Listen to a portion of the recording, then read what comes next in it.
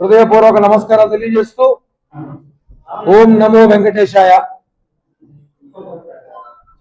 ఈరోజు press meet లో మరొక టీటీడీ స్కామ్, జగన్ ప్రభుత్వంలో మరొక స్కామ్ బయటపడింది.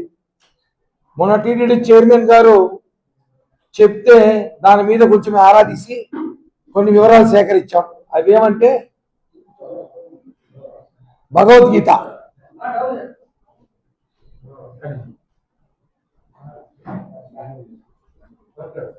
హిందీ, తమిళ్, తెలుగు, కన్నడ, ఇంగ్లీష్, ఇంక జపానీస్, ఉర్దూ మర్చిపెట్టున్నారు.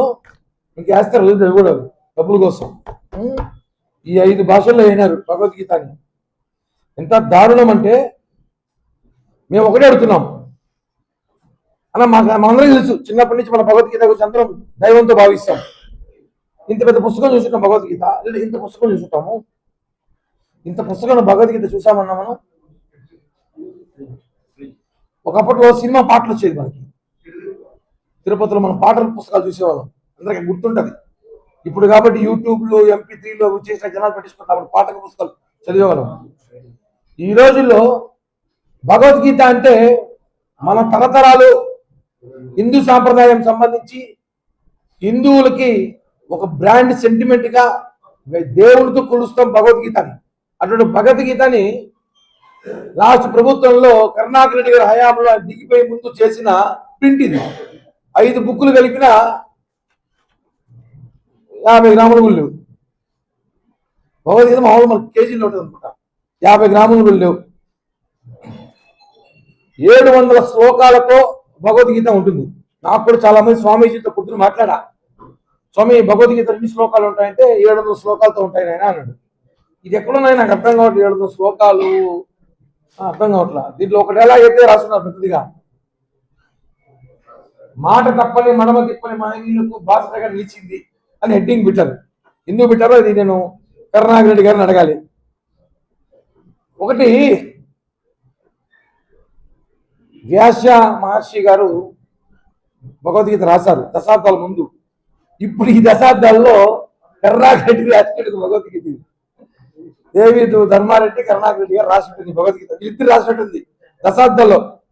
కలియుగం భగవద్గీత అనుకుంటుంది, లేకపోతే ఏంటంటే అసలు భగవద్గీతలో నేను మొన్న టీటీడీ చైర్మన్ గారు మాట్లాడుతూ భగవద్గీతలో స్కామ్ చేశారు అంటే నాకు బాధేసింది. వాళ్ళని పిలిచి వాళ్ళు తిట్టకూడదు. ఇప్పుడు ఎవరు ధర్మారెడ్డి కరుణాకర్ రెడ్డి పిలిచి సావాగ పాసింది పోయి సన్మానించాల్సింది పోయి వాళ్ళు తిరిగి మనము తిట్టకూడదు.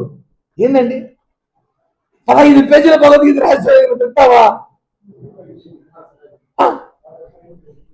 ఇంత పెద్ద బుక్ చదివేసి పని లేకుండా 15-16 పేజీల భగవద్గీత రాసినట్టు సన్మానం చేయాలి మనం. భూమన కరుణాకర్ రెడ్డి గారిని, ఏవి ధర్మారెడ్డి గారిని సన్మానం చేయాల్సిన అవసరం ఎంతైనా ఉంది. హిందువుల మనోభావాలకు ఎంత దారుణం దెబ్బతీయడం అంటే ఎంత పెద్ద స్కామ్ ఇది. 5 భాషల్లో 1 కోటి పుస్తకాలు అన్నారు అంటే ఒక్కొక్క భాషలో దాదాపు 20 లక్షల పుస్తకాలు కొట్టారు. ఈ పుస్తకం కాస్ట్ ఎంత అంటే ఇది మనం చెప్పాలి, ఇంకా ఎంత పడుతుందో నాకు తెలియదు. స్కామ్ అయితే మాత్రం కోట్లలో జరిగింది. ఇప్పుడు మనం ఒక బడ్జెట్ చెప్పామనుకోండి, వాళ్ళది కాదు ఇంకా తక్కువ చెప్తారు. అది వాళ్ళే చెప్పండి. టీటీడీని అడుగుతాం ఒకటే, ఇప్పుడు 40 లక్షల పుస్తకాలకు పైగా టీటీడీ గోడౌన్లో పడుంది. రేపు వెళ్తాం, మీడియా కూడా రండి, మనం వెళ్దాం, వెళ్ళి చూద్దాం ఒకసారి.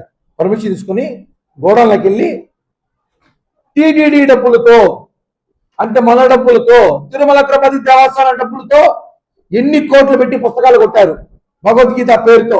ఇది ఎక్కడుంది? ఇప్పుడు అవన్నీ గోడాల్లో ఉన్నాయి. ధర్మ ప్రచార పరిషత్ వాళ్ళు ఏం చేస్తున్నారు?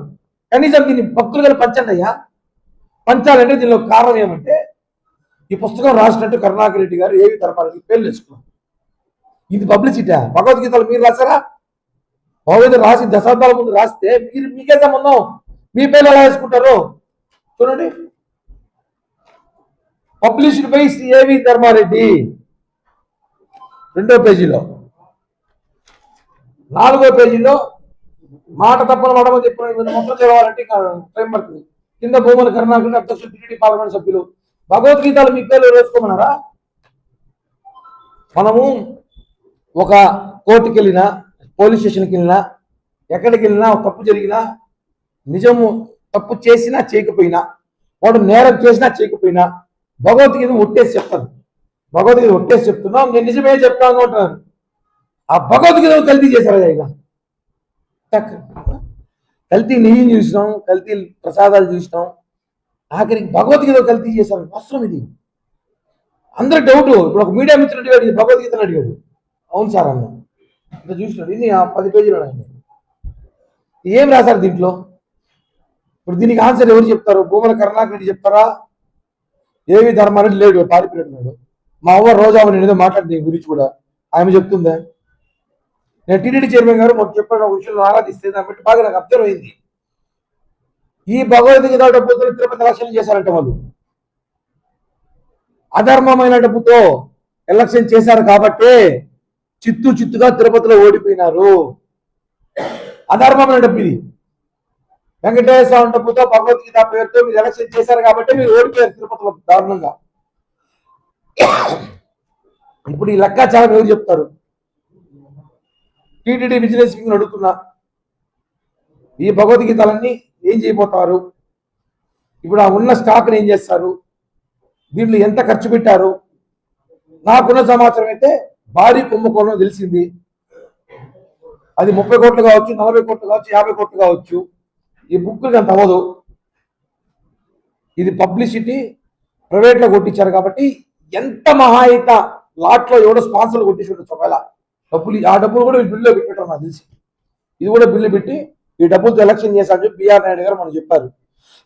తర్వాత దాన్ని ఆరాధీసి విచారిస్తే ఈ బుక్కులు పట్టడం టైం బట్టి బుక్కులు తెస్తే షాకి 5 భాషల్లో అద్భుతమైన బుక్కులు. పైన ఫోటోలు మాత్రం భగవద్గీత, కింద ఏవి ధర్మారెడ్డి, లోపల కరుణాకర్ రెడ్డి ఫోటో, జగన్ డైలాగులు కొన్ని. భగవద్గీతలో జగన్ డైలాగులు మాట తప్ప మనమతి పొందని కాదు.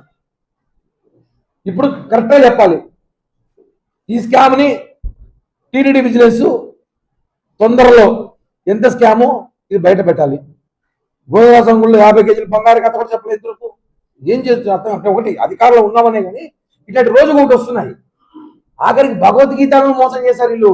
అసలు వీళ్ళు పట్టుకొని జైలుకు పోతే వీళ్ళు చేసి ఫస్ట్ పని ఏంటి? భగవద్గీత ఒట్టేస్తున్నామేమంటారు. ఆ భగవద్గీతని కల్తీ చేశారు, వేట ఒట్టేయాలి మేము. కాబట్టి నిజంగానే ఇట్లాంటి మహానుభావుల్ని మనం తిట్టకూడదు, సన్మానం చేయాలి, సాల్వా కప్పాలి, సన్మానం చేయాలి. నేను టీటీడీ వాళ్ళని అడిగి మహత్య ఐడియా తీసుకోమంటా ఒకరోజు.